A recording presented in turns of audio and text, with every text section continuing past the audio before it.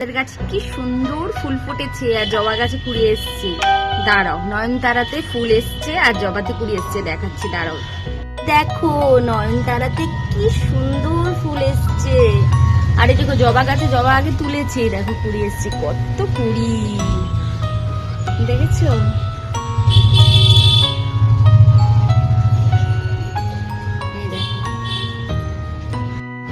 Good morning, সকালে tiffin নিয়ে চলে আসলাম। আলুর তরকারি, রুটি, একটা ডিম সেদ্ধ, এটা ছেলের টিফিন যদিও, আর হচ্ছে আম। দেখো আমের সিজন মানে আম খেতেই হবে, আর আমার ছেলে কাটা আম খাবে না, ও গোটা আম খাবে।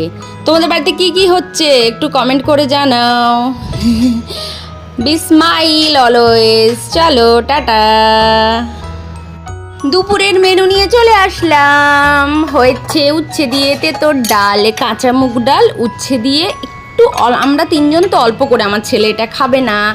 হয়েছে একটু পেঁয়াজু, বেসন দিয়ে পেঁয়াজ দিয়ে একটু পেঁয়াজু, একটু মচমচে। আমি আসলে রান্না বসে চলে গেছিলাম বিছানা গুছাতে, এই জন্য একটু কালো কালো হয়ে গেছে। আর করেছি মাছের ঝোল, আর আমাদের তো চাটনি সবসময় বেশি করে করা থাকে, ওখান থেকে অল্প অল্প করে ওদের জন্য সাজিয়ে রেখে যাই। High, good evening. অফিস থেকে ফিরে এসেছি। কেমন আছো তোমরা সবাই? এই দেখো আমার বন্ধু বলা যায়, অফিসের কলিগ, দেখো 3 টাকা কেজি পটল এনেছে। ওর বাড়ি হচ্ছে হরিণঘাটা, তো ওখান থেকে 3 টাকা কেজি পটল নিয়ে এসেছে। আর আমাদের এখানে কত, কিন্তু পটলগুলো কেটেছিলাম সত্যি ভীষণ ভালো, একটার ভেতরে ওই যে লাল পাকা বা বড় বড় বীজ নেই।